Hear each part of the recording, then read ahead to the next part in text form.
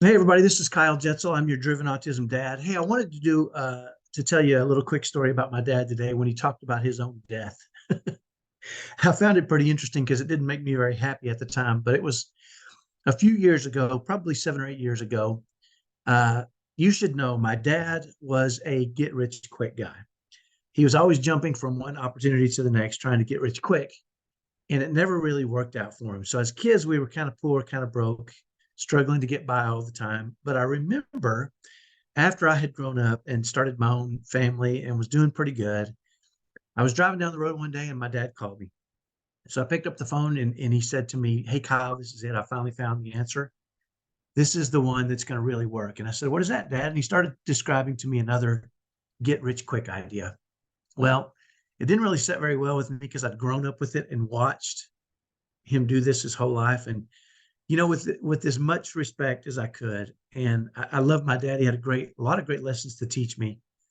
But this one at the time was a little bit of a sore spot for me. So I said to him, "Dad, you know what, Dad? You keep going after these great get rich quick ideas, and they just don't seem to really work. Have you ever considered just stopping the get rich quick things and just working and figuring something out long term?" And I could kind of hear him smile on the other end of the phone. You know how it is when you and he said to me, "You know what, Kyle? What's the worst thing that can happen? That I could die trying?" And he started laughing. And it didn't really set well with me at that time. It was a little frustrating for me to think that he would do that and say that. What's the worst that can happen? I can die trying. So, you know, as I hung up the phone with him and started thinking about that, it kind of started making me consider that phrase.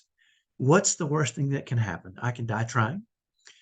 And it kind of started to settle in, and it kind of made me realize that chasing this dream, the get rich quick idea, or the uh, it's always around the corner, kept him happy and hopeful and buoyant. And and it got me to thinking about how the people that he had touched in his life, he had shared a lot of happiness and buoyancy. And my dad had a bunch of friends. A good example of this is I remember one time I met a guy and I told him my name was Kyle Jetzel. And he kind of looked at me a little bit and he said, "Do you know a guy by the name of Jerry Jetzel?" And I said, "Yeah, that's my dad." And he was so excited. He's like, "Oh my gosh." He was so excited to know that Jerry was my dad. He came over and hugged me. He said, "I love your dad, man. Your dad is the best." And he started telling me examples and stories of how my dad had uplifted him and been a great example of buoyancy and happiness in his life. And it got me to thinking about how, these get rich quick ideas had given him that buoyancy and that happiness and that joy. And when he passed away a few years later, I'll never forget going to his funeral and having person after person after person come up to me and talk about how my father had left a wake of happiness behind him. And it really started to set into me on, things that are valiant and that are worth working for. Even if we never achieve those things, if it keeps us buoyant and happy and working hard and spreading joy, then it's valiant and it's a good effort. And I kind of related it to the raising of my two sons on the autism spectrum. I have two sons. I have six kids. My two middle sons are now 24 and 21 years old. And so I've raised them all through their lives, and they've given us a lot of difficulties and challenges, obviously.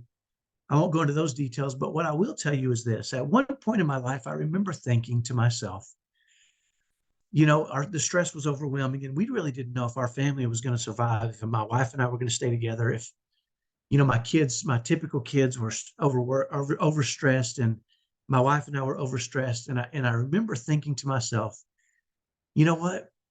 I don't care if I ever solve this problem, this stress problem, but I'm going to die trying. I don't care what it takes. I'm going to keep working at it. I'm never going to give up, and I'm going to die trying. And I think that's really the attitude we should have when it comes to our kids is I'm never going to give up. I'm going to try new things. I'm always going to try new things. I'm going to keep trying. And, for our family, eventually we got to a point where we learned to thrive in the chaos, and we now have a top 1% happy family. And so we did see results from just those simple efforts. But even if we didn't, and there are some things that I still have difficulty teaching my more severe son, but I don't care. I'm going to die trying. It's worth it. It's valiant. it's worth it to continue with that effort till the very end, no matter what that is. So I want to kind of plant that seed in your head. Always look for new opportunities. Always look for new things. If you want to know kind of the recipe we chose, I'll put it in the notes, or in the notes below this video.